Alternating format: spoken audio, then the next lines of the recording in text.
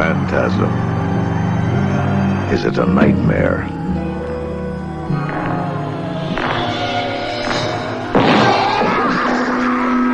Phantasm. Is it an illusion?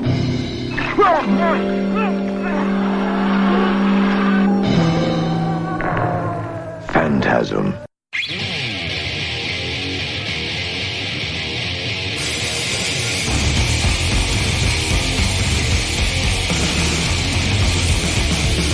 What the fuck is up, ladies and gentlemen, and welcome to the FANTASM Podcast. I am Gorechrist. With me, as always, is the Dr. Vincent West. Good evening. And today is a very special day in the land of horror. And it is Friday the 13th. Fuck yeah, dude. And what does the doctor prescribe this evening? Kids, we're going to watch Friday the 13th Part 4. This was at the time believed to be the final chapter. Yeah, they literally thought this was going to be the last film. This was when they approached the studio heads and everything. The studio was not really, they're just like, alright. And this was supposed to be the film that killed Jason. Right. And it's Crispin Glover goodness. Crispin Glover is Corey fucking Feldman. amazing. Corey Feldman goodness. Corey Feldman is also fun in this movie. Now, who played the Jason in this film? Jason in this film, because he just stopped doing conventions. Yeah. It wasn't Ted White. That was It was Ted. It was Ted? This is Ted. Okay. We have to do a special one for this. We'll do a special. We're actually shout it out right now. This is our Friday the 13th Farewell to Ted episode. And happy Friday the 13th to Mr. Ted White. I'll do that for you.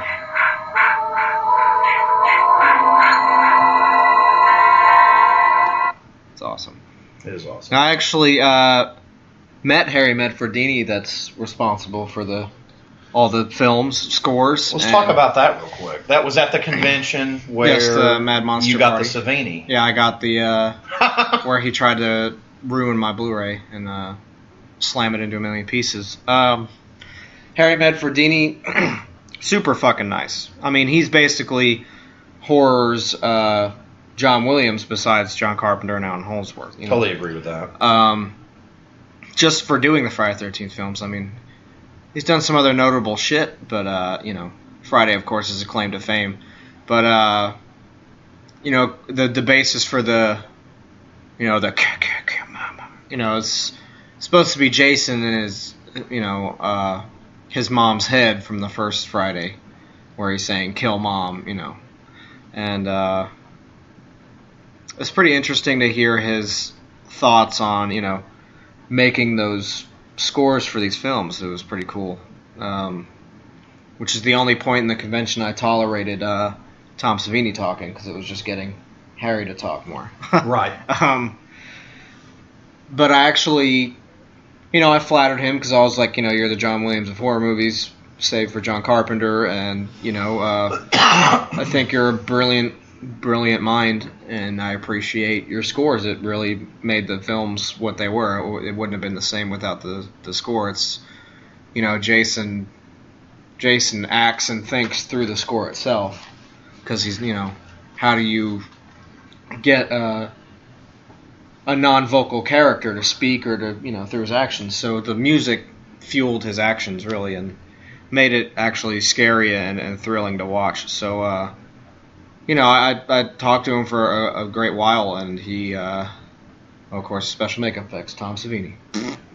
He did a good job with this. He did. It was good. It was probably one of his best movies he did, actually, was for. Joseph Zito, that directed this, he did The Prowler before this movie, which I like. Wow. It's kind of slow. But so I'm sure Savini kind of brought him into this world, too. And he also did fucking Missing in Action and fucking... some Chuck Norris goodness. Invasion USA. Yeah, Chuck in it. There you go. He ended up, signing me his autograph, and I was like, how much do I owe you? And he was like, just take it. It's yours. I was like, really? That's pretty incredible. And he was like, yeah, just, don't worry about it. Thanks for for showing your appreciation and for coming to see me. And That's I was like, dude, I mean, I feel like I owe you something because you've given me so much because I love the Friday films and you're one of the main reasons why I love these films. And he was like, no, just don't worry about it. Just promise me you'll come say hey to me next time I see you. And I was like, yeah, man, definitely. I was, you're a, I don't remember what I told him. I said you're a fine gentleman and a scholar. And he was like, oh, please. There you go. This movie was released April 13th, 1984, so we're just a month off. Yeah, it's that's awesome. What year was it? April 13th, 1984. 84. Oh yeah, because they cranked these out every year. It was like 1980 on. It was like 1, 2, 3, 4. Scott was in 4th grade. Good night. And there's an Ecto right there. The Ecto old ambulance right there. It's pretty cool. Now, this is when they're in the beginning of the film. We just started, of course. We always start these movies right when I press record on here. And they're in the barn, and they're... Yeah, it's picking up right where 3 left off. Yeah, so they're finding the body of Jason with the axe, and of course, when he's in the ambulance, he ends up escaping Michael Myers style and just gets the fuck out of that ambulance. So, yeah, it starts out pretty fucking morbid. This is actually cool, because this is the first time you see Jason, like, dead, and then they bring him back, Here's this was also part of the string of films where Frank Mancuso Jr. was still producing them. Right. This film also grossed $32.9 million. Oh, these movies made a ridiculous amount. And it only cost $2 million to make.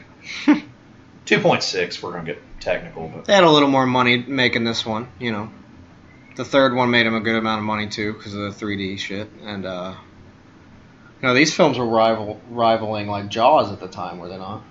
As the summer films. Yeah. And then, of course... Well, I mean, what I thought was cool was seeing the third one at the theater. The first one I saw at the theater was part 2. And it's not like the 3D we have now. No, that's not true. Actually, I saw the first one at the drive-in. I saw the second one at the theater. The third one at the theater. I saw all the Paramount ones I saw at the theater. I think I've seen all of them at the theater. But that's crazy. Yeah, it is. Also just dated me. But anyway. The only one I was old enough to see in theaters was Jason X. That's still cool. And I saw that on my brother's birthday because me and his friend Rodney really wanted to go see it. And we were at the mall in New York. And Rodney was like, I really want to see this movie. You want to go see it, Dave? And he was like, no, I don't want to see it. It looks dumb. And he's like, well, you want to go, Corey? I was like, yeah, I've been waiting for this movie for a long time. So me and him went and saw this movie while my brother was browsing the mall with my mom. So that's great. Me and him went and saw Jason X. Came out very confused. And honestly, that was a really fun movie to see in theaters. Not because it was good. It was a really terrible movie. But, it was like Mystery Science Theater when we went and saw that. Because nobody was there. Nobody was in the theater with us. It was just me and him and maybe 1 or 2 other people. So I didn't want to waste my popcorn throwing it at the screen. We were just laughing the whole time, because it was so stupid. Of course, in that scene, there was a lady hugging another one that looked like Betsy Palmer in that scene. One of the actresses in this film got hypothermia for the light being too cold. It's not half the shit the actors got into in Texas when they were filming that. Peter Barton was actually slammed into the shower in the shower scene by Ted White and actually hurt him. Wow. That's hardcore. Barton allowed the crash pad and threatened to quit, and Zito refused to let Arneson get out of the lake between the 2 takes. So apparently they hate Joseph Zito that directed this. He's brutal, man. He's like, fuck you, we're doing these shots, how brutal it is or not. Kimberly Beck in this film stated that she does not like the horror genre. Well, most actors don't. They just did it to get their foot in the door. There was a man who watched her while she ran through the park, receiving odd phone calls at all hours. This stopped when production was finished. So there's apparently some weird shit going on the set of this. It's just interesting. It's like The Exorcist. That'll be an interesting when we discuss that, because there was some crazy shit going on in that film. I met a lady that plays Captain Howdy. That's in a little makeup. That was pretty weird. Because, Linda Blair was supposed to be at the convention, but she ended up getting the flu or something, so... Well, that's the last thing I want to meet is Linda Blair when she's sick. She never shows up at the conventions. But it's I like, don't know. Can you imagine meeting Linda Blair sick? It'd be like the fucking Exorcist. I was scared. Weird. I was like, you want to watch me a grown man pee himself? Here we go. Just start like throwing up green shit in front of me. That's not good. And here's the classic 80s. You got a dude watching, chicks work out on television. She thought she was going to get some doctor dick. Instead, she gets a knife. Yep. So this is fascinating to me. So there was a man that was watching them. They don't know who the fuck he was. And then he was making these phone calls, and they get there, and he just breathe in the phone and hang up. This actually happened when they were filming this movie. So there was a real creep on the set of a horror movie. That's fucking... it kind of adds to the mystique of this. They turned it into When a Stranger Calls, Exactly. It's like he's in the park. I'm looking up something right now. If you're a big Friday the 13th fan, you know that they do this. All the Paramount films, the working title when they would go to the location, it was always a David Bowie song. Huh. Corey and I's favorite Friday the 13th movie is Part 6, and it was referred to as they were filming the movie Aladdin Sane, which if you're a David Bowie fan, that's a Bowie record. So I always thought that was interesting how they would use this. What I'm trying to find right now, I think I'm going to pass this over to Mr. Gorechrist and see if he can find it. I can't find the Bowie title for this film. Now, I'm surprised that Jason's main weapon wasn't a Bowie knife instead of a machete, Just to be some irony. I'm sure when he did use a Bowie knife, which I don't know if why this isn't in here. It's pissing me off. Oh, are all the other ones have names? Yeah, something I would love to do, and I mentioned this, I think, on either our first or second podcast. I would love to sit down and do... I have the Crystal Lake Memories Blu-ray set, and it's fucking amazing. I've seen that book. That book the is Blu-ray fucking gigantic. The Blu-ray, though, is like 12 hours long, because you get like an hour for each film. And that book is like at least 12 hours long to read. It's fucking huge. I found it once, but my other half decided she wanted it more than me, so... I still plan on stealing it. Can't argue that one. I still plan on stealing it, though. Let's see if I can... I don't know why it's not listed in here. I thought it would be. But either way, Aladdin Sane was the one that they used for Friday the 13th Part 6, the Jason Lives, which is Corey and I's favorite. If you got to put a gun to her head. I just loved it. I don't know why. The Alice Cooper music and so it was just fun. Not this one, but 6. It's my favorite one. It's the first one where he becomes... It's just fun. I just thought for this, you're doing Part 4, you're probably going to want to do Part 6. We're doing Part 4 because this movie's way more brutal. The kills were basically left intact in this film, unlike some of the other films that we enjoy, like Part 7. Part 3 was called Crystal Japan, which is a Bowie song, but I'm trying to find Part 4. Because I didn't know this is new information. I didn't know about the Bowie thing. That's kind of fun. I threw one out on you? Yeah, you threw one right out on me. The doctor's in, kids. Let's see. This asswipe doctor is drinking coffee. We're going to do this while. And he's now getting a saw to the neck. He just got a saw to the neck. Hacksaw to the neck. The first kill and of the film. got his head fucking twisted off. That's the first kill of the movie. That's a great way to welcome in the new holiday. It is. It's fucking fantastic. Happy Friday the 13th. In fucking deed. Why I can't find this, I don't know. It's driving me insane. But anyway. The weekend gross on this film when it opened was $11,183,000, and it took in a total of $32 million, almost $33 million. So it's placed 26 on the list of top grossing films of '84, which is kind of cool. Wish it could have been 13. Here's something interesting. LaLand Records released a limited edition 6 CD box set containing Manfredini, the gentleman that Corey was speaking of that he met, all of his scores for the first 6 films in the series. This release was sold out in 24 hours. And I'll now ask everybody a question. Do you think I own this box set? I do. I can't believe I don't remember what it was, but anyway, that's... Anyway, now we got Corey Feldman. He is downstairs talking to his mom. We're officially at Camp Crystal Lake on Friday the 13th, so welcome. And both these girls were the daughter, Corey Feldman's sister in this film is the one that was saying that there was a strange man that followed her around the set. Now this is news to me. I wasn't aware of this, so this actually makes this really creepy watching this. Now we have the station wagon with Peter Barton that got pissed off at Jason, Ted White, and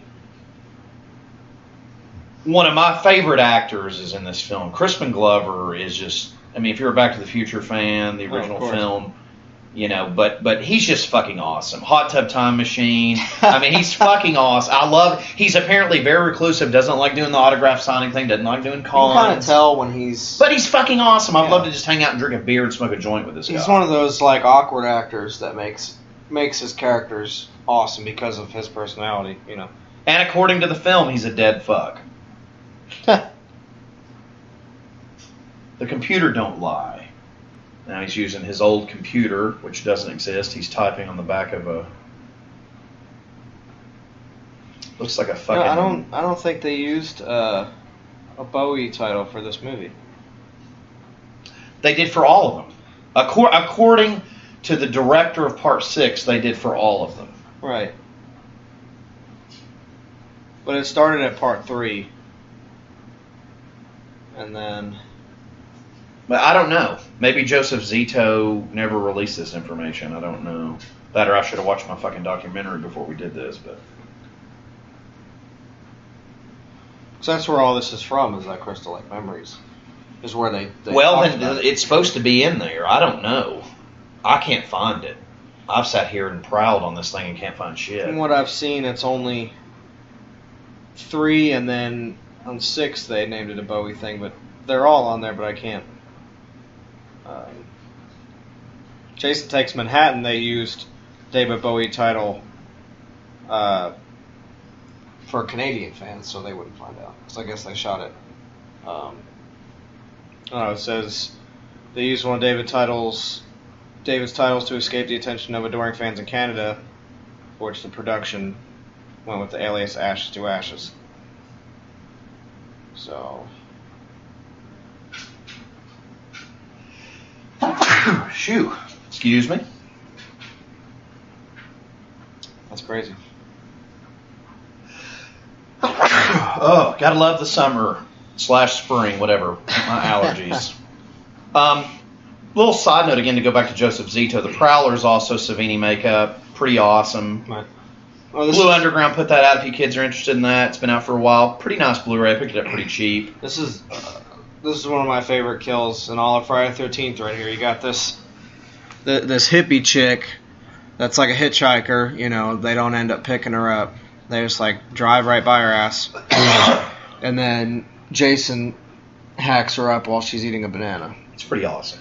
And she just like, she's, you know, getting killed, and she has a banana in her hand. She's squeezing it, and it's just, it makes it pretty visceral, but it's also funny, you know.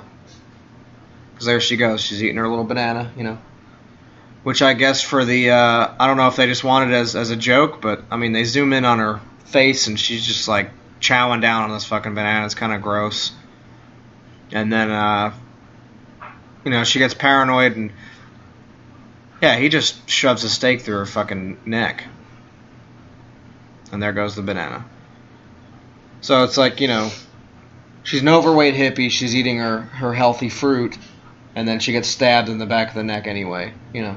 It's irony, which is nice. Just like in part 6, in the beginning where the, you know, that dude that's in Ghost with Patrick Swayze, he goes out to try and shoot Jason in the beginning. And his wife is, you know, she's like, "You're not Dirty Harry, now put that thing away." And He starts shooting at Jason. Jason fucking spears his ass and throws him behind him. Oh, yeah. And then his wife gets out and she gets stabbed in that puddle of mud or whatever. Or he's in a mom and sister sandwich there, which is kind of weird. And then you see in that death, her American Express card is floating in the water. That's right. And their message for that part was, don't leave home without it. Yeah, always keep your credit card on you because you never know when you might need to. Well, that was also persuade a killer. That was their ad campaign at the time was "Don't leave home without it." It was right. Yeah. Express card. Don't leave home without it. So he's great. I mean, yeah. I can see her. 6 is there's a lot of cool stuff in that. That's my favorite. Yeah. So now we've got. They're unloading the station wagon. They're getting ready for camp, folks. For some reason, actually, I'm going to actually change something I said earlier. I actually think I'm leaning towards this. This one is tied with 6 for me. I really like this one. This one is just awesome. Crispin Glover is... I think I'm going to bring it up the whole time, but he's fucking awesome. See, I'm weird. I like 5 and 6. We're going to do that. I want to do 5. Because 5, it's not Jason. It's. I thought the copycat thing was cool, but it's also... It's one of the most brutal, I think, horror films, period. Like, it's nasty. It's a nasty film. That film is death metal. You know what I mean? Because by the pretty much the end of the movie, you know how Jason, the real Jason, usually hides his bodies, and then people when they're all left alone, there's 2 people left. They find all these bodies everywhere.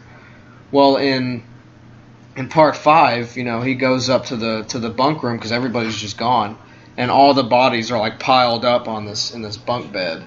And it's fucking brutal as shit. And Miguel Nunez is in that film, which was my favorite character in Return of the Living Dead. And he dies in a porta potty, which is pretty funny. He's like, "Is that you?" He's like, "Quit shaking the fucking porta potty." That part is funny. And he gets killed, which that's one of my favorite. The 2 Friday greaser scenes. guys in that movie are funny, where they're trying to work on the car. Right. We're talking about 5, aren't we? Yeah. Yeah. 5 and 6 are my favorite films. One part of 5 that I want to mention real quick that drives me insane. I can't deal with the kid, the adult kid that rides around on the motorcycle whining. Oh God, the man-child dude with his mom or whatever. It's awful. The mom dies in like a pot of stew, doesn't she? She gets like dunked into her own pot of hot stew or some shit. I don't remember. I thought it was funny. That dude riding his motorcycle gets his fucking head chopped off, which is funny. He gets like clotheslined by a machete. It's pretty good.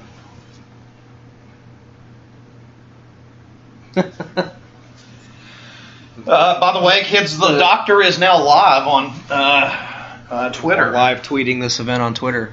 The doctor. Just thought I'd do it for the holiday. If you want to shout at me, here I am. Anyway, so we've got the first nudity of the scene, which gives Corey Feldman his first little boner.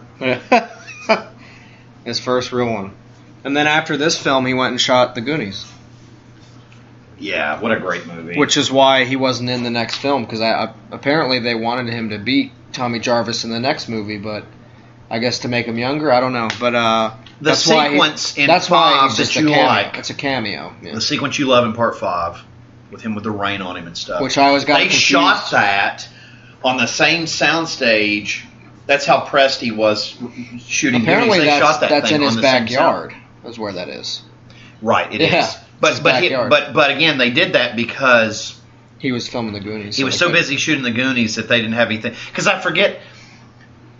They wanted him to be Tommy in that film. And Oh, they did. That's why they got the older guy, but the reason they didn't was because of The Goonies, so they just gave him the cameo, what he can do, because they wanted him in the film. So they had to rewrite it. He also, Corey Feldman, I've seen mention, and you probably have too, a zillion times that he said he wanted to revisit this character. Oh, he did. I think it's a shame that they've never done that. 'Cause he's the Apparently, perfect some age of the where he could people totally hate still- him. The further, the other directors after these films, didn't like him. Well, I mean, I've met him. Mhm. When I met him, he was kind of in his own little world, and I think I just left him alone. He's honestly a pretty but busy guy for his. I'm sure he is. What he still does. I mean, he was a child actor. It's like, the Right. guy's got his own story. I love him. I mean, if I was directing one, I would totally put him in it. But he's one of those child actors, for me at least, where he's done enough credible movies that I really love that he didn't have to do anything as an adult with acting to make him relevant still, he'll always be relevant in the horror world because of Lost Boys and this and and the Goonies even too. Still, I'm going to go back, and he's barely in it. My favorite thing that he's in, and it's just funny to me, is a movie called Tom After Tom. Yeah, you told me. Yeah. Which was directed by Nicholas Meyer that did Star Trek II Wrath of Khan. Yeah, and it doesn't really get... for you sci-fi nerds, next month... I'm going off subject here, but I've got to plug this because I can't believe this thing's actually seeing the light of day. This is something you'll be interested in probably. Okay. Too. This is not horror, kids, but I'm still going to bring this up because it's amazing. Do it. Star Trek II Wrath of Khan, the director's cut Blu-ray comes out next month. You're shitting me. No. So how many extra minutes is the film? About 40 minutes. Really? They cut that much from it? Yes. I've never seen this. This thing's never seen the light of day. What was cut from it that just like extra... Was it extra Khan stuff or was it extra... There's all kinds of shit. Wow. See, Ricardo Montalban was never actually on the set. Shatner and him never met each other. They were recording in two different parts of the studio. That's crazy. And they did that to keep... Nicholas Meyer's a genius. He did that to keep it... just legit instead of... Now, there was a director's cut of it that floated around a bootleg that I had. Where somebody gathered the scenes that were around. But I'm pretty excited about it, man. It's the official director's cut. If they'll just put out the director's cut of part 1 now, then I'll be in business. So it comes out next month. What date? Do you know exactly? Yeah. If we want to plug some other releases, August is going to be a pretty big month for our boys at Shout Factory. I've got some more stuff I'll be more happy to plug here. If you guys follow us every week with this stuff, which we really gratefully appreciate you guys for tuning in and listening to our bullshit. It's pretty awesome. I appreciate it. Last week was Mother's Day on our episode, and we did Psycho 3. That was fun. With Jeff Fahey goodness. He's a fucking rock star. And it's cool that I found out like a day later, from doing that episode. We were just talking about it. Shout Factory in August is putting out Psycho 4. We made it happen, I felt like. Yeah. I don't know, I mean, we didn't. It was obviously already ready to go. They might have actually put it out on Mother's Day. I just never looked at it. I don't know. Because that would be a good time to be like, hey, we're putting out this one too. I try to follow them, but I'm on Twitter more than I'm on Facebook. But. Right. I just went on their website and looked it up. And then, what else? They're doing Invasion of the Body Snatchers, the Donald Sutherland, which is great. And then they're doing this movie I'm very excited to watch. I don't know why I haven't seen it yet. It's actually on video on demand now, and it was in select theaters. But it's this movie called Baskin that's a foreign film. It's a Turkish horror movie.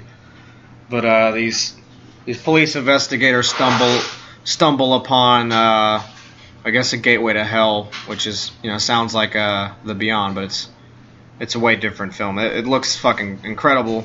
And Shout Factory's putting that thing out when it comes out on Blu-ray, which is pretty big, I think. Because that's probably going to be the best horror movie that's came out in a long time, even though it's international. I don't know anything about it. It looks really fucking gory and brutal. And I'll tell you, and this is going to sound... That's actually the first horror movie since probably Green Inferno that's new that I've been excited to watch. Is Scream Factory putting it out? Yeah. Well, I've got a surprise for you. So, all those titles, and I'm going to do a shout out here to this because you can actually find them. You can't find the retro stuff that we're talking there, but for some reason Best Buy actually carries their modern horror titles, and they're $10. Really? When they have them. I don't know why I found them there a bunch, because there was something else that they did recently that had Tracy Lords in it. I saw there was $10. Oh, yeah, it's... $10. I can't remember what it is. The Wrath of Khan, if there's any Star Trek fans out there, the director's cut of that comes out June 7th. June 7th. Not bad. But I guess the main one that I'm waiting on right now, once I find it here, I'll give you guys more info on it here. I'm trying to find it because it's being elusive shit on me right now. There it is. The one I'm waiting on is a Arrow release called Bloodbath with Sid Haig. Oh, yeah. And this comes out on May 30th, and Corey and I will definitely be doing a podcast. Probably I didn't know that wasn't out. I thought that was out already. No, not yet. Huh. May 30th. All right. We'll actually... Sid Haig, if you're a fan of his, he is, I guess, best known younger audience viewers and most people. He kind of got a resurgence through Rob Zombie, which I will accredit him all the credit in the world for that. Right. Because he's great. Also, a fun fact about Blood Rage, it is a Roger Corman feature. Oh, of course. So, yeah, he's famous for House of Thousand Corpses. A fun one we would do, it would be kind of fun, would be Pit Stop, that movie you bought. Yeah, I'd love to do That's that. an Arrow, too. We went to see At the Gates and Decapitated the next day before we saw some more shows. We were going to see Cannibal and Cryptopsy and Obituary that night. Corey found me a Arrow title called Pit Stop, which is not a horror movie. It's a exploitation race car film with Sid Haig, and it's pretty damn fun. It's like Death Race 2000 with Sid Haig. Yes. But it's black and white, the whole film, correct? The whole thing's black and white? Yes, it is. But it's not in a black and white age, it's just kind of... No, it is in black and white. Was it like 68 or something? I don't know the year on it. It's old, it's an old but film. it's an older film. But Right. Oh my Lord, kids! Have I got a surprise for you? August 16th. I'm going to ask Corey to get this for me for my birthday present. Arrow has just knocked one out of the park. Really? What are they? Microwave Massacre. Yeah, baby. How awesome does that sound? Thank you, Arrow. Microwave Massacre. That ought to be good. I'm also plugging it for my birthday present. Anyway. That's exciting. We'll do the Microwave Do Massacre. we have anything else here Arrow's got on here that they came for dinner to find out they were dinner. Okay. Okay, here's the thing. For Microwave Massacre, we have to bring like microwavable TV dinner or like Hot Pockets. I think that's a great idea. We should totally use our microwave the entire time that this is going on. That we do that episode. But either way, I'm totally getting that. They have another release called the... that's actually not worth mentioning. It's not what I'm looking for. Anyway, Microwave Massacre, kids, August 16th. It's a few days after the doctor's birthday. Be on the lookout for that. I haven't seen this in years. Now, just to be clear, it's the ad for this says vegetarians need not apply.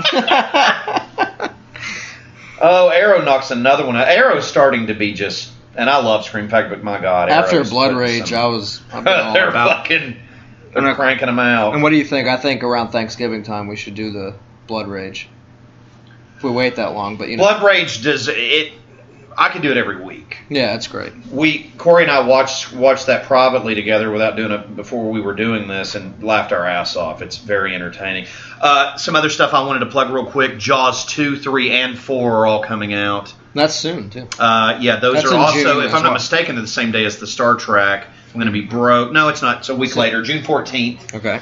So a week after the Star Trek release. We also have a movie called Psychic Killer, which I'm not familiar with, but probably going to buy it. Do you like the The Death? Doctor buys everything. Do you like the Death Wish movies? Charles Bronson? A couple of them. The second one, Shout Factory's putting out in August also, which is weird, but it's cool. Wow, this looks great. And this is the scene of the film. We'll get you back in the loop of what we're watching here. Is you first see young Tommy Jarvis's room, and he's got all these creature features in his room, like all the masks that he makes, because he's like a young makeup effects artist, connoisseur in this film. So he's a little, it's pretty cool. Something Corey's very interested in, I wanted to mention again, because they've done such an outrageous job with their own cover art. I think they've just blown it out of the park. Scream Factory's putting out The Return of the Living Dead. Oh, I'm counting down the minutes, man. And it's July 19th. Yeah. And of course, if you go on their It's after my website, you can get it. You can actually get it on your birthday if you want to. You can get it 2 weeks early if you buy it directly from them, and you get the poster art if it's still available. Yeah, anytime you do Shout Factory and they have the poster available, then grab it and you get the slipcase. I mean, always try to get it from them as soon as possible, so you get your slipcase and all that other shit.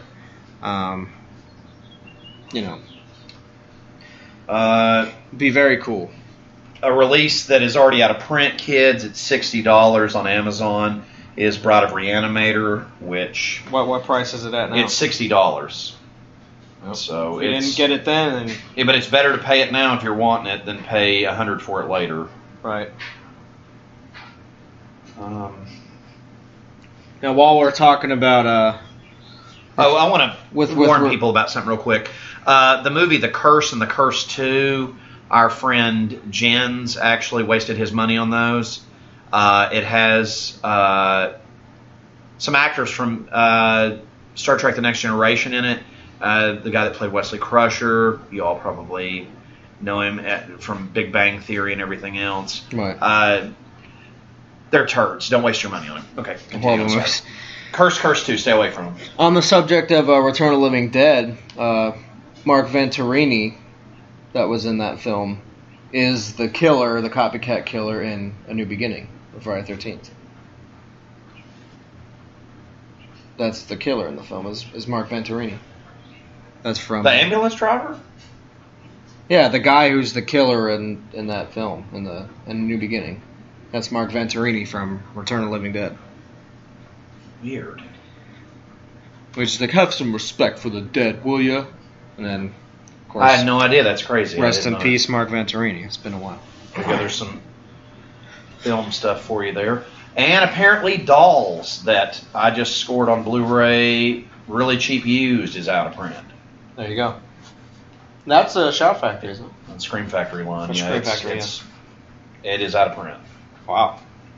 That's why you always got to get these things, man. That Return of the Living Dead, guarantee you that'll go out of print too, because there was one that was very limited that had its own cover art and a secondary poster you can get, and that thing sold out in like less than a day. It looks like Body Bags is too. Yeah. Yeah, all that. The Fog's going to be out of print. I mean, all that stuff's going to go.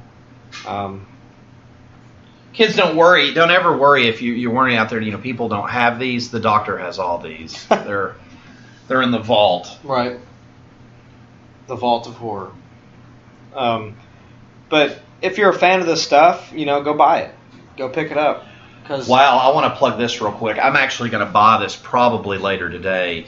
Scream Factory put out the original Amityville Horror Trilogy. It's down to $43, which is a fucking steal. That thing was over $100 when it came out. Yeah, I mean, it's better than buying it off eBay, 6 months from now when it's jacked up and people can put their own price tag on it. I didn't even know they put that out. Yeah. That's awesome. There's a Josh Brolin goodness. I would love to do some of those. Isn't that Josh Brolin in if those you're films? into it? Yeah. Well, in the first one. It's his dad. It's James Brolin. It's the dad of James Brolin. Yep. Okay. I knew what you meant. You're right there with it, man. Josh, of course, which was in one of my favorite 80s movies, which I would love to just watch with Corey sometime with a case of beer, is a movie called Thrashing, which was like, also has Robert Russler, one of my favorite actors. You'll know him from Weird Science. He was opposite Robert Downey Jr. picking on the guys in it, and he was also in Thrashing, and he was in Robert Russler. For horror fans, he was in Vamps with Grace Jones, and he was also in and he was also in Nightmare on Elm Street Part 2. Yep. He was Grady. And what was I about to say? For the wrestler, can't remember now. I derailed you. I derailed Gorechrist today. Didn't mean to. You crucified me. I did. I didn't mean to. Anyway, and I'll tell you something. If you're wanting to know about two sites that I use for knowledge on Blu-rays, there's a website called DVD Talk, which I know sounds asinine, but their Blu-ray section is quite informative. Their reviews are pretty to the point. Don't always agree with them, but you're not going to always agree with people. And then also for release dates, I use a website called High Def Digest. Right. I do use HD Digest. This one's pretty good too. Blu-ray.com if you want to find out about Blu-ray. Blu-ray.com. The thing, and I want to point this out, Blu-ray.com is probably the most amazing one, but you have to be careful with them because I'm going to give you guys, this is again off the subject of horror for a second, but it's very relative to what we're talking about. They just put out a show that I loved when I was a kid. Mill Creek / Universal put out a show called Airwolf on Blu-ray. Right. Been chomping at the bit to get this thing. It's out of stock on Amazon. Finally scored a copy of it this week. Nice. Wanted to read a review on it. Well, The only place that had it was Blu-ray.com, which was awesome. However, the review was for a 2011 German release. That's the only thing. You have to be careful on that site. That site is incredibly informative, but if you're not paying attention to it, they'll have like a little flag next to it. You'll get fisted. Yeah, because they'll have every kind of Blu-ray. So if you look up Shiver, Shiver's the Cronenberg film. Of course, it's not released in the U.S., so if you're like, holy shit, it's on Blu-ray, it's like, well, not for you, for the UK. So. Yeah, always check your region code, kids. So make sure you click on it and you look at where it's coming from. Because you will spend a lot of money and get a disc that can be used as a beer coaster if you can't watch it. Or if you just, if you're weird, and if you have a region-free player, I mean, more power to you. But if you're like us that have, a American Blu-ray player or a video game console, what have you, you got to be careful with your regions. But Blu-ray.com, the coolest feature they have on the whole thing is you register on the website and you create your account, and it's all free. Free account. Blu-ray.com accounts are free. Those tits are free too. Yeah, those tits are free for Jimmy Bauer, and they have a thing where you can have your own collection on the website. So you'll add all these, every Blu-ray you have to your little collection so you can keep track, and it puts it in ABC order. So that actually helped me organize my Blu-rays faster than just, figuring shit out. It was already No, it's great. out. No, look, and I wasn't trying to attack the site. It's a great site. Oh, yeah. But you have to, be careful, man. For example, that Airwolf thing, there's no fucking review out there for it. Yeah. And I was reading a review of something from like 45 years ago. Yeah. And it's not even the same product. Yeah. Now, granted, I want to also mention this too. You have to watch certain U.S. releases, especially with TV shows. Universal has gotten very ghetto when they put out television shows. I don't know if we got any television fans out there. I'm a huge retro fan of stuff that I grew up watching. And last year they put out the complete Battlestar Galactica. Amazing. Which the was original great. series is which where was it's great, at, man. And that new stuff is okay, but the old problem shit with is it is they ported it. Its menus, and I want to tell you guys how confusing this is, especially if you've had a few beers, so they got, you smoked you a big fatty. There's symbols instead of it telling you language, audio, scene selection. And I'm sitting there like, this is a goddamn Rubik's Cube. I can't fucking... I wanted to... And I know damn well they ported that because I've got a friend that lives in Japan that was telling me basically all they did was port the German Blu-ray release, which is a few years old, because I love you, Germany. You get everything before we do, and you have hot, nasty sex. But yeah, you get Steelbook limited edition tins of every fucking Blu-ray that's ever been put out. It's like, here's the box set of a Reanimator. It comes with, Well, on this television thing, this is very valid because I'm going to tell you guys, if you get that and you're like me, it's just confusing. Yeah. It's these symbols, and I'm supposed to just be like, okay, I'm going to just try to find the audio or the scene selection. It shouldn't be like an Easter egg hunt for. But it's because apparently that format, it was easier for them to just convert that and put it out over here. Although it wasn't cheap because I spent over $100 on that fucking set. Yeah. After finding a used one for a buddy of mine. Yeah. For about $50. But either way, and I'm not even trying to get into a subject about that, but you have to be real careful when you buy television stuff on Blu-ray. Because if these companies, if this isn't the initial release for it, we're lucky on some things. But like, for example, I just got The Expanse on Blu-ray, the science fiction show, the new show with Thomas Jane or whatever. I got that on Blu-ray, and it's got that same fucking menu as Battlestar Galactica. I fucking hate it. It's like these goddamn symbols. It's like I'm like I can't figure. I'm sitting there like trying to go through it. It's like I'm half time wanting to watch this, And you've got to sit there for an hour to figure out if it's scene selection or if it's audio or... Ladies and gentlemen.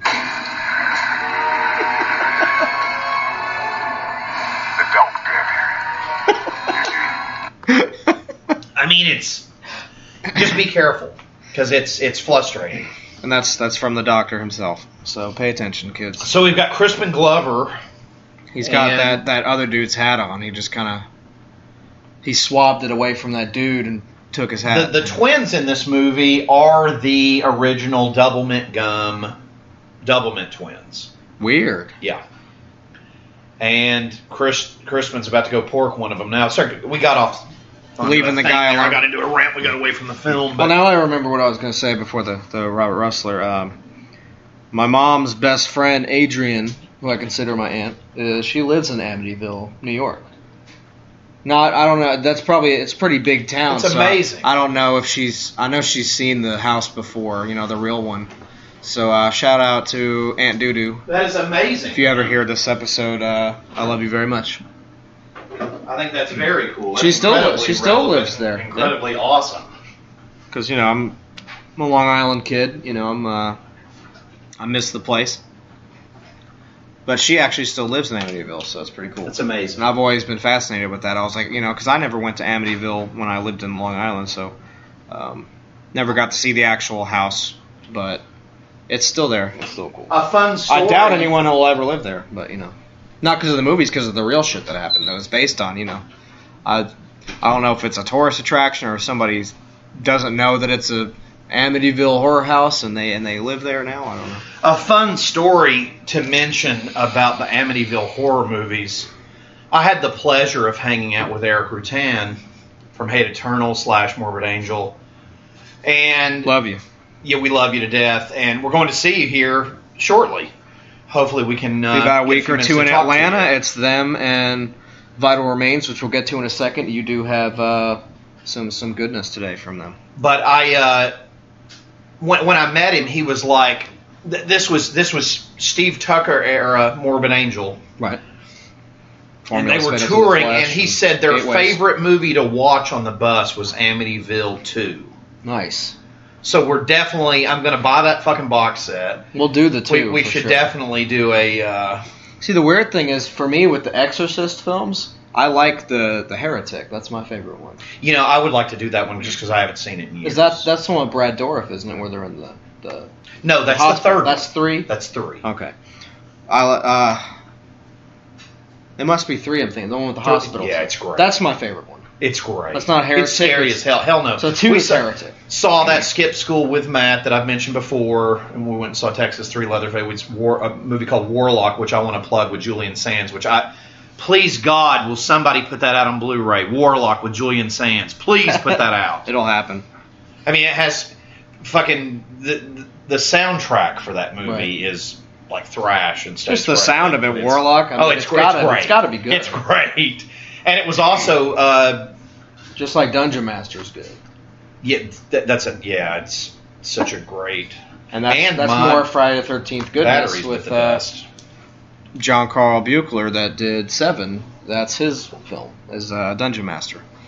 Yeah, and he did the effects for it as well. I mean, he...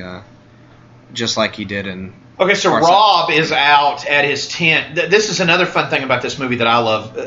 This guy is actually hunting Jason. Yeah. Which was taken later into account with the character from the cat from Supernatural in the 2009 remake.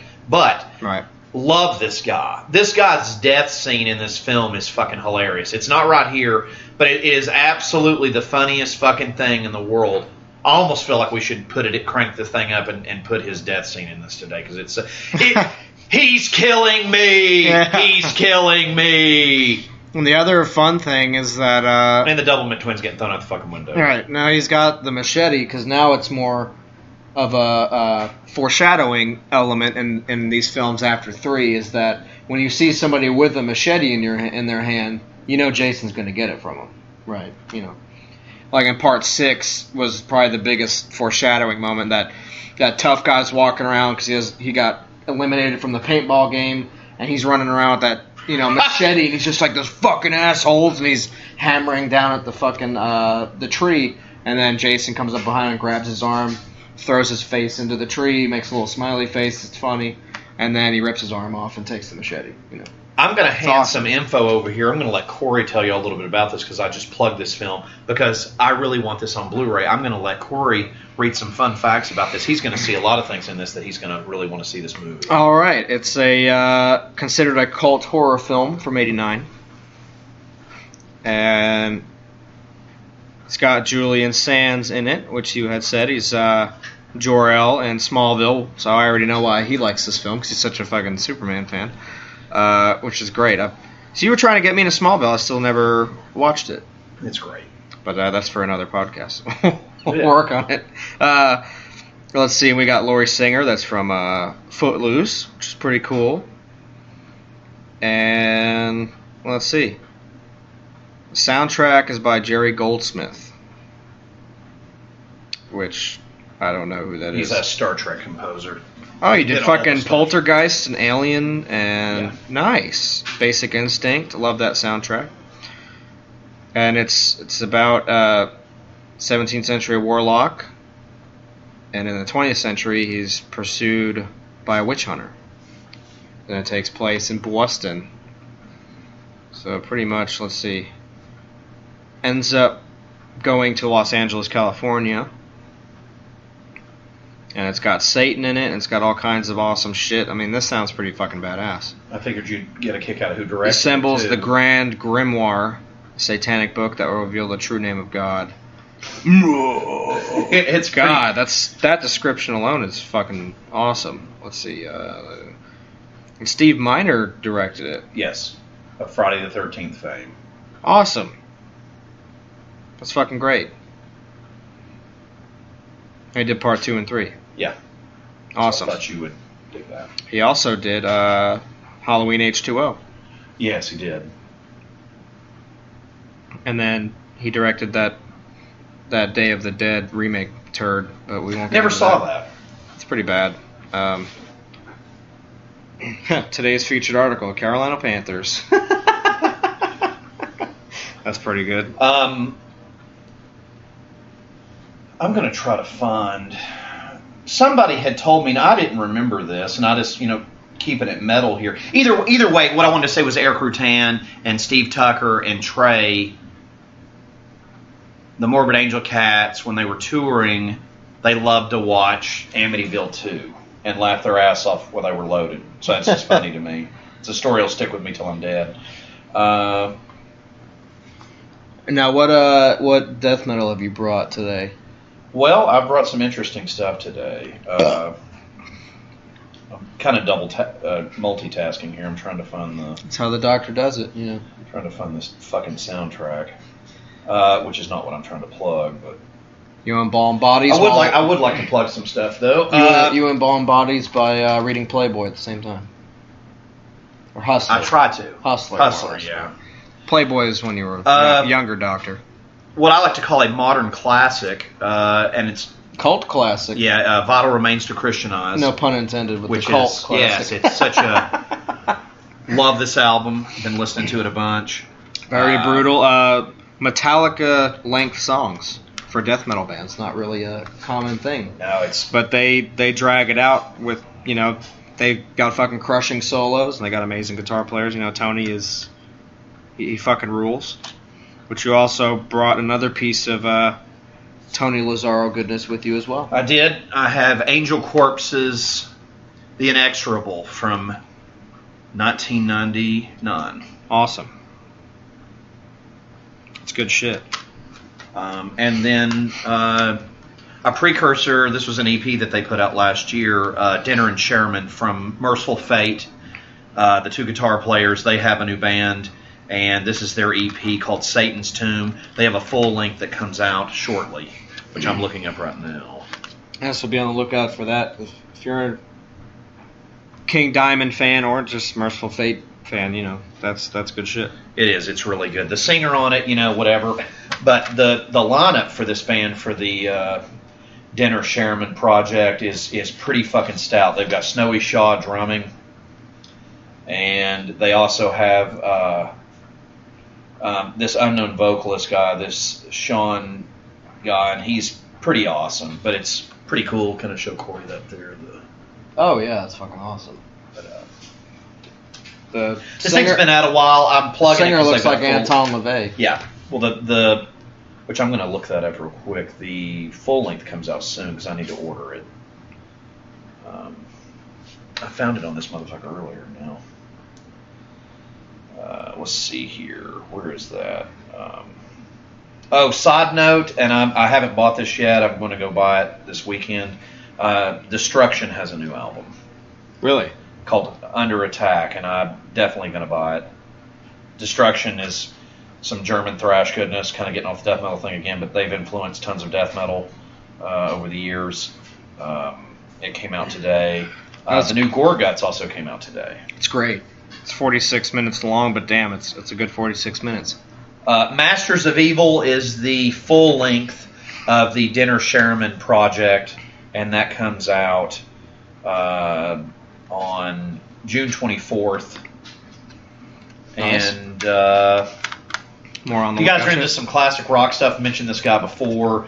Jordan Landy has a new CD coming out, which I'm He's the living Dio. chomping at the bit to get. It comes out June 3rd, and it's called Hard Rock Radio. It's him doing cover songs. Norwegian, isn't he? He is. He's from Norway. The living Norwegian Dio. He is. He's the a Viking monster. Dio.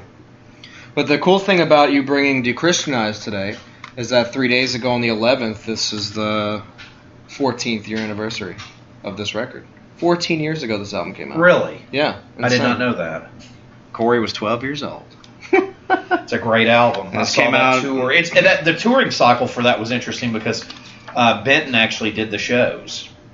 That's when it was recorded. I don't know when it was actually released, but they recorded it from April 29th to May 11th, 2002. So that's 14 years ago this album was recorded, which is pretty fucking crazy. So shout out to Tony and Dave who did this record, because I mean Dave wrote all the fucking lyrics for this record. Right. Suzuki. So I awesome. wish. I'm so excited about us going to see him. It's going to be like the death metal event for me. There's some other stuff going on this year, but Hate Eternal and Vital Remains. It's just a fucking ripping. Yeah, fest. It's going to be good. We're very excited about it. We got some special surprises coming later for that show. Just be on the lookout for the next episode following. Maybe 2 episodes from now, we'll see. We're working on a special surprise for you guys from that show. We'll do a further recap of our events from that. That'll be fun. We're working on it to share with you guys. We think it's a done deal, but we just don't want to, start saying stuff and then it doesn't happen. So, but we've got some pretty special stuff for that show for the podcast set up. Hopefully, thanks to Mr. Gorechrist and his networking ability and the kindness of some gentlemen. Of a gentleman that we shall remain nameless for this time, but we're excited about it. Hopefully it will come to fruition. It'll be a good tour for both of them. Always nice to see Eric out. He's the fucking Scott Burns of modern death metal. He's a beast. Shit. I mean, the beast. Shout out to him and Mana Studios as well. Living legend. And him and his curly mop is the shit. And I can just say, people haven't listened to the last Hate Eternal record. It's fantastic. Infernus is definitely on fire. It's a great fucking album. It's one of my favorite titles that came out last year. It's so brutal. I agree. That and that new Crisium was really good too. Oh, it's great. And those came out around the same time, if I'm not mistaken. They both came out in the same week, so you got those 2 fucking mammoth records out, and they were really good death metal records. They were great. I didn't know what to listen to. There's a lot of stuff last year. Yeah. New Malevolent. Yeah. New Malevolent Creation. Which you got me for Christmas. You guys haven't listened to that. It's fantastic. The doctor got me that for Christmas. I loved it because he got me one that came with a patch, and I have my little death vest, and he gave me a patch with it. It was cool. If you give gifts, do it right. Give somebody, give them what they want, and try to give them something. And you did. It was perfect. I haven't sewed it on there yet, but they're... the thing I do with my vests, and this is just my mantra, but I think everybody should follow it. I don't just sew any patch on my vest. All the patches I have are from bands that I've seen live, so I don't... There's only 2 bands I haven't seen live that on my vest, and that's Sodom and Autopsy, but I plan on seeing them. So. Oh, you will. But every other, I have over 40, 50 patches on that vest, and I've seen all the bands on it. I don't think I have one repeated band on there. They're all single patches from single bands. So, so that Malevolent one, once I see them, that's my Malevolent badge of honor that will be put on there. And there's a space right for it. So I think they're still just trying to work out the kinks on their tour. I know that band's bigger in Europe. These guys make more money going overseas than they do most playing in the States. Does. So, it's understandable. Hopefully they'll get around to doing some shows. As soon as they do, we'll be plugging it on here. Shout out to Brett and to Phil. It's more fucking brutal goodness. We appreciate your fucking ripping ass music. It's awesome. I was listening to Stillborn God, that album They did fucking great. stands the test of time, man.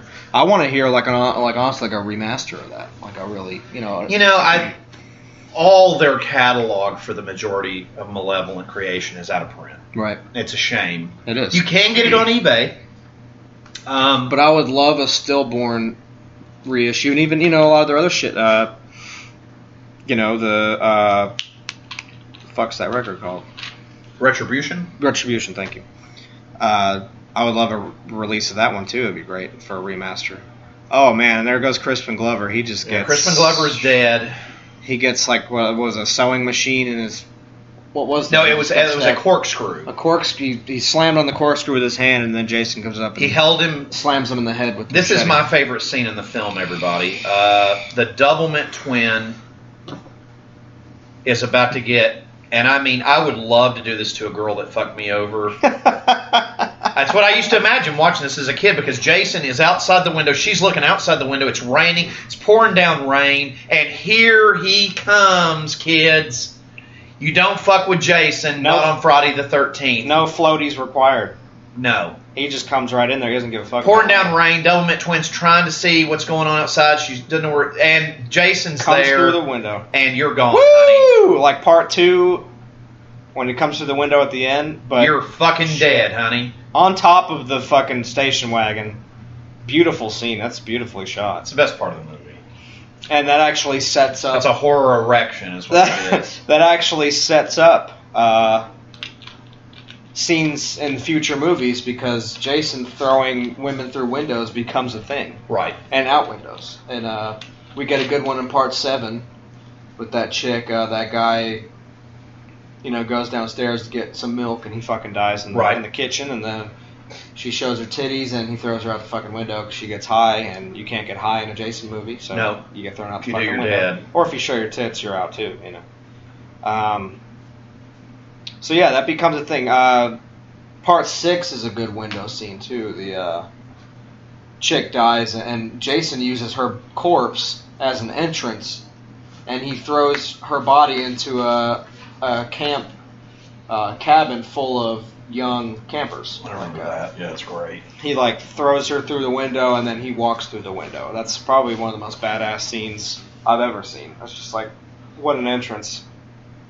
But a second ago we had Rob, the Jason Hunter in this film. That's his sister was killed. Doesn't ever say. I'm assuming in part 3 or part 2 by him, and now he's up here hunting him, and he's found Trish, which is Corey Feldman's sister. He's found her in the tent. He's like, "What the hell are you doing here?" And they get in an argument, and now we're back to the house. The power's out, and Corey Feldman is doing something you couldn't pay me to do in this film, is walk around with a fucking flashlight in a basement of one of these cabins. Yeah, he just doesn't give a fuck. And he's Tommy Jarvis. I guess he just doesn't care. But I think it's cool that they set up, a lot of weed in this film. Oh, yeah. And there you see Crispin's bloody hand as he's... We've got some shower sex going on here. There's a lot more boobs in this film as there was the other ones, too. I mean, they kicked this one up 5 notches. Yeah, this one's definitely got some skin in it. Oh, this is one of my favorite deaths. I think it's this one. Yeah, this is the one I was talking about earlier when he gets hurt. That's the third film. That is the third film? Yeah. Okay. It's cut in half. All right. Or chopped in half. That scene's fucking hilarious. Where he's doing a little handstand. Oh, yeah, because that guy has his shirt on when he's doing the handstand. He's clothed. I forget what happens to this guy. This guy dies they both die in the shower. Some 80s rump he's humping.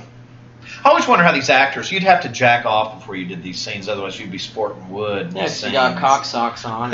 You'd be, how could you not sport, unless you're, not into it, but, if the girl's a hag or something, or a cooter smelled or something, but you probably, but I always wondered that it's they must whack off before they do these scenes. Oh, no. Because I would have a raging hard-on with some of these girls. It's or the sorry. Actress just... It's sorry. The actress just blows them before they do it. Sorry, the doctor has a hard-on. Sorry. Sorry about my boner. The doctor You're is... nude. Yeah, can the doctor go in? This is a cool scene, too. He's got the projector on, but he can't see, and he's high as balls. He's got a fucking teddy bear in his hand. This guy's just... Because remember, it's Teddy. His name's Teddy. Yeah, Teddy. Teddy's a prick, too. Teddy deserves to die. And then he gets stabbed in the back of the fucking head through the projector. Just awesome. Like, this movie is very visceral as far as some of the best death scenes in all the films. It's one of the reasons I thought this would be. It's good. It's very fitting. I'm glad he brought this one. Which I haven't seen this movie in a long time. So this is probably the one I've watched.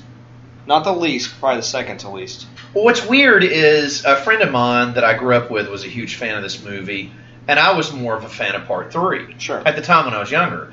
And you get a little bit older, and this was like, I was still watching this on like VHS and stuff.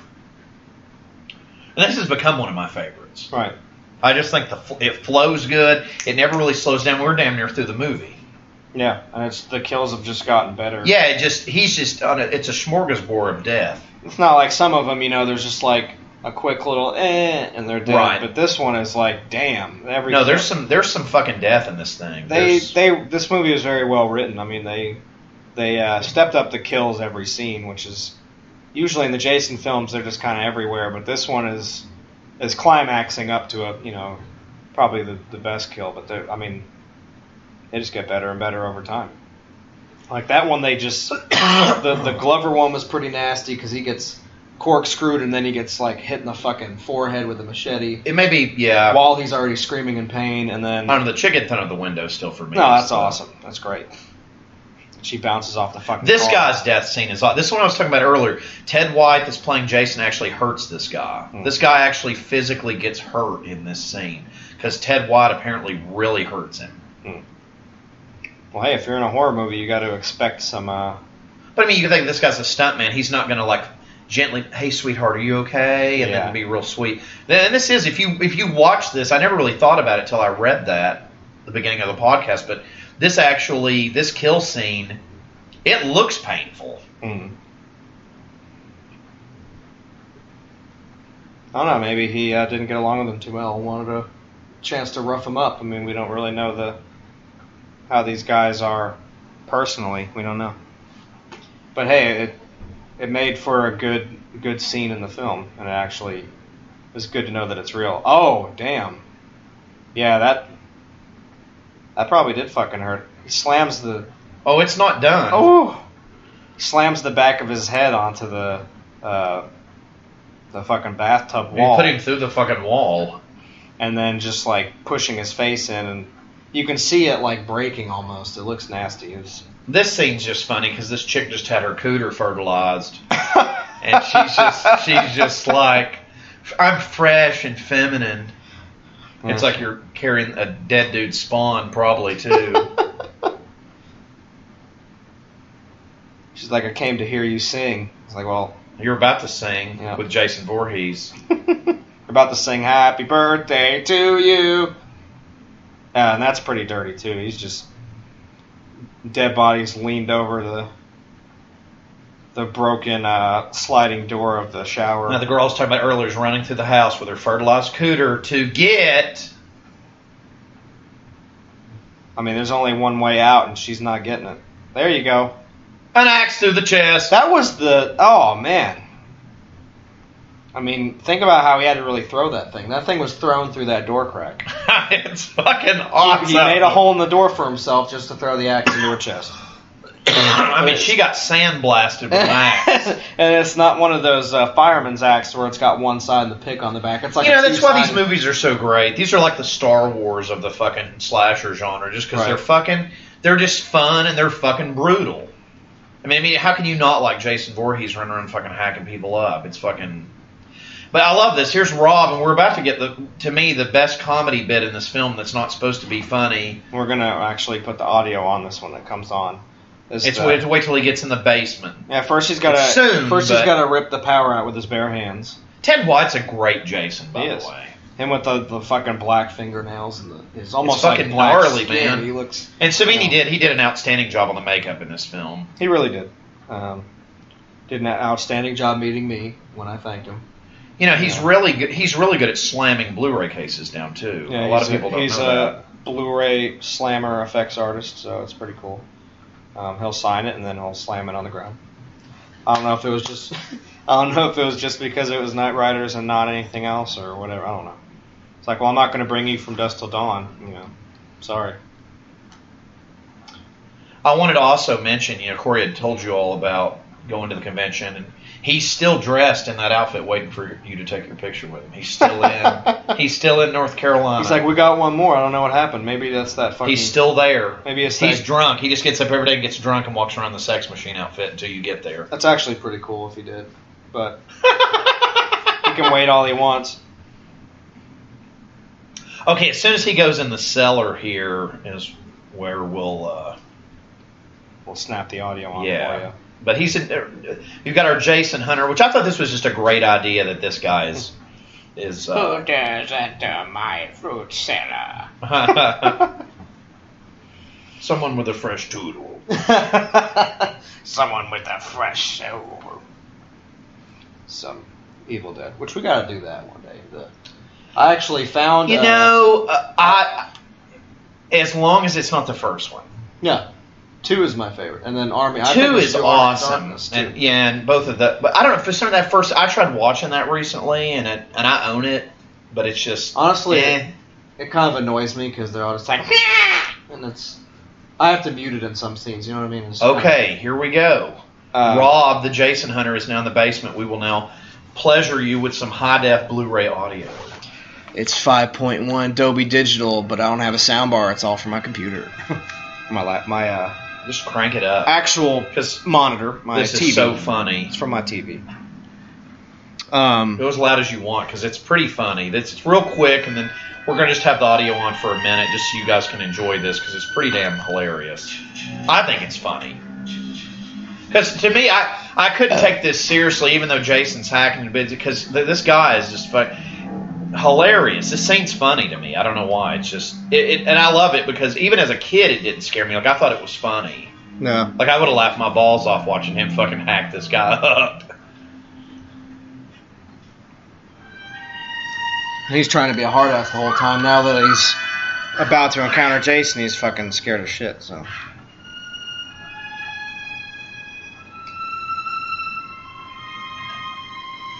But I got an Evil Dead Steelbook that was actually a region free, but it was a UK release initially.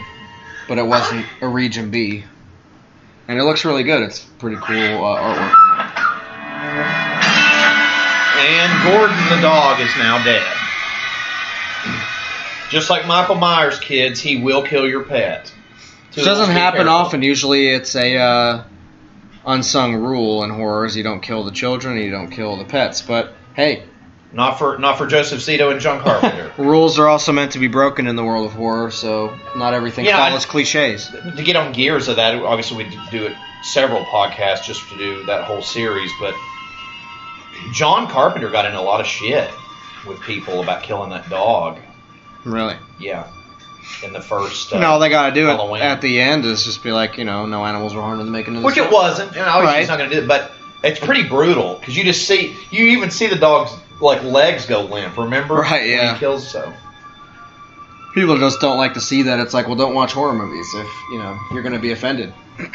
Speaking of, Tuna's like, you wouldn't kill me, would you? It's like, of course not.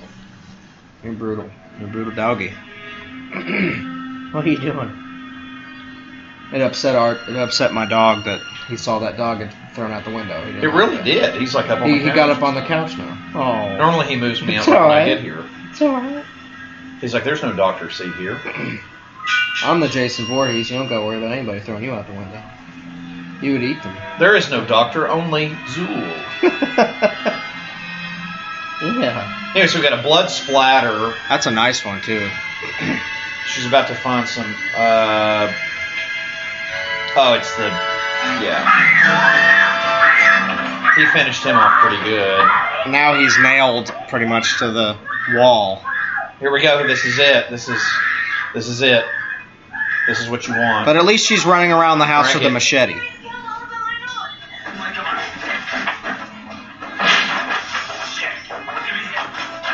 This isn't even Jason. He's just the worst Jason hunter ever.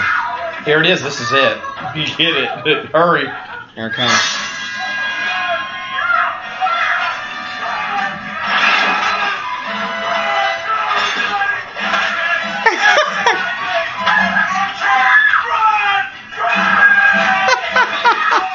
killing me! He's killing me!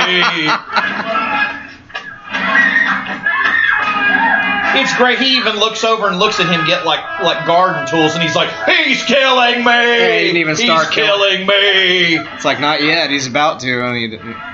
Now he's silenced. That's pretty funny. He grabbed like a fucking like a garden hoe and started whacking him with it. And he's like, he's killing me! Yeah, he just weed whacked him. I mean, he's hacked into fucking bits. Yeah. And now... I mean, have some dignity when you die. Don't just scream, he's killing me. And now she gets actually grabbed through the... Yeah. The irony about that part is that the supposed Jason hunter actually falls through the... There's a girl got thrown into the car. He gets... his foot goes through the staircase. And Crispin Glover's being he's crucified. Hallelujah. Great kills in this movie. Oh. I have to say, though, if Jason was killing me, I'd be like, hurry. Yeah. Hurry, look, Jason, he's killing me. He's killing me. But yeah, the Rob gets, his foot goes through the staircase, and then, he's basically the woman of the film, tripping while he's trying to run away, and then he gets hacked up. And then the girl actually goes through the staircase, but Jason's the one that grabs her foot through the hole. So, it's just ironic that roles have been switched and that they really don't follow cliches at all in this film, and they do it on purpose. And they actually play with it and kind of parody everything. And the Crispin Glover is just, that was pretty awesome. He's like in the doorway crucified, so when they try to go out the door, there's his fucking Christified corpse. Is pretty awesome. And then, of course, we're near the end of the film where it's Tommy die. Oh, here we go. Stabbing. And there's another entrance. And who is that? That's Rob. That's Rob. He took Rob around the lake and then threw him through the fucking window. And all these. Rob looks like he has a hammer or an axe in his head, literally. And that's been everybody in this film. He puts shit He's in their head. Fucking raunchy, man. There's the kills in this are kills fucking are around. crazy. The kills in this. And then it was a hammer because she's hammering him in the head.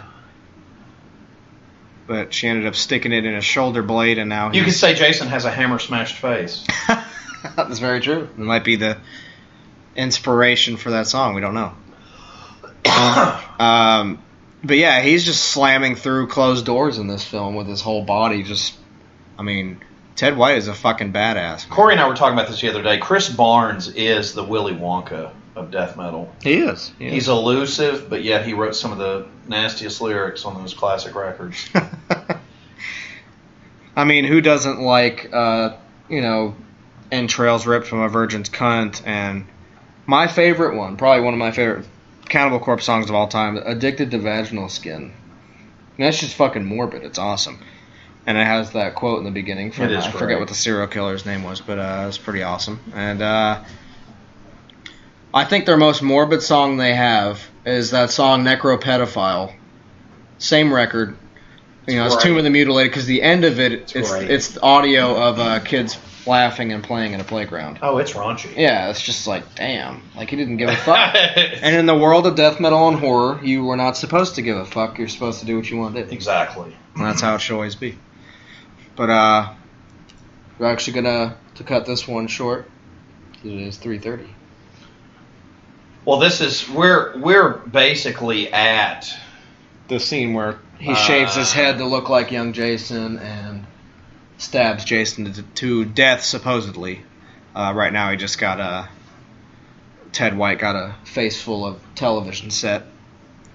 Which is always fun. People love getting a face full of television set. Yeah, that's what we're doing right now. It's just been a head fest in this film. It's just everyone's getting stabbed in the head, shit thrown at their face. He got hammered in the face. Let's see. Let me see how much. I'm going to try to figure out how much is left in this. I'm going to just look right now. It's this is pretty much the end. This is where they're about to do their thing. And we got about 15 minutes, 10, 15 minutes. Maybe we chapter search a little bit. Maybe get it a little. Just get it to the end. This is it right here besides this is where Tommy shaves his head to look like Jason. The mask comes off, gets him right in the fucking... This is perfect. You've got it right where in the right in the side of the head with the machete. And oh, that's awesome effects work where he slides down into the machete. And then we'll do the famous audio from this, because this carries over into the rest of the arc for the character in the next 2 films with Tommy Jarvis, where he's starts to go a little bit psycho on him, because he, kills all his family and friends besides his sister. So your internet has just shit the bed on me too. It likes to do that. I mean, he didn't even shave all his head off all the way. He's and of course, Jason, you can cut the whole top of his head off; he'll still be alive somehow. So there's not much. This is just a couple minutes left. There we go. Machete time.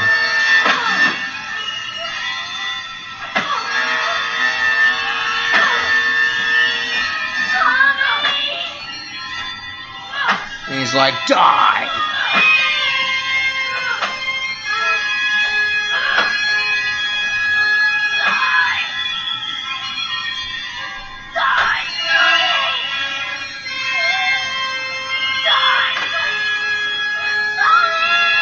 I think he wants him to die. He's killing me! He's killing me! Oh, and there's the doctor. He needs more surgery.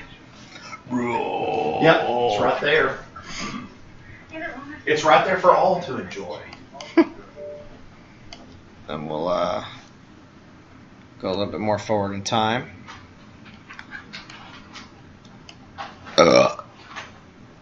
That's just how it ends. I guess they credit the people from the previous films. So they got Amy Steele in there, which was the protagonist in part 2. But she was in the beginning and the campfire. And Such a great movie. They showed all the previous movies, which is cool. It's like fucking X-Files or something. It is. It's pretty awesome. Yeah. Any closing words for the Doctor? Well, all I gotta say is happy Friday the 13th.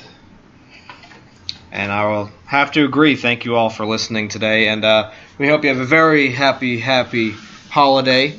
Remember, wherever you are, too, you see some people watching you, it's probably me. The Doctor is always watching, maybe making sure that you eat right. And just like in this movie, I'm probably watching somewhere from afar, so be careful. And remember that if you smoke weed, drink alcohol, have premarital sex, then you're going to die. Or if you say, do not say, I'll be right back today either. No. Leave all that shit at the door. Just take a day off from doing your normal shit. Because if you're a person that habitually smokes Mary Jane or drinks alcohol or has premarital sex, any of that stuff, you know that today is not the day. It's Jason's birthday. You need to respect him. And if not, he will find you, camp or no camp. Or the Doctor will. Or the Doctor will. So I've been Corey Gorechrist. With me, as always, Dr. Vincent West. Goodbye. The girl who survived that night at Camp Blood, that Friday the 13th, she claimed she saw him. She disappeared 2 months later. Vanished. Blood was everywhere. No one knows what happened to her.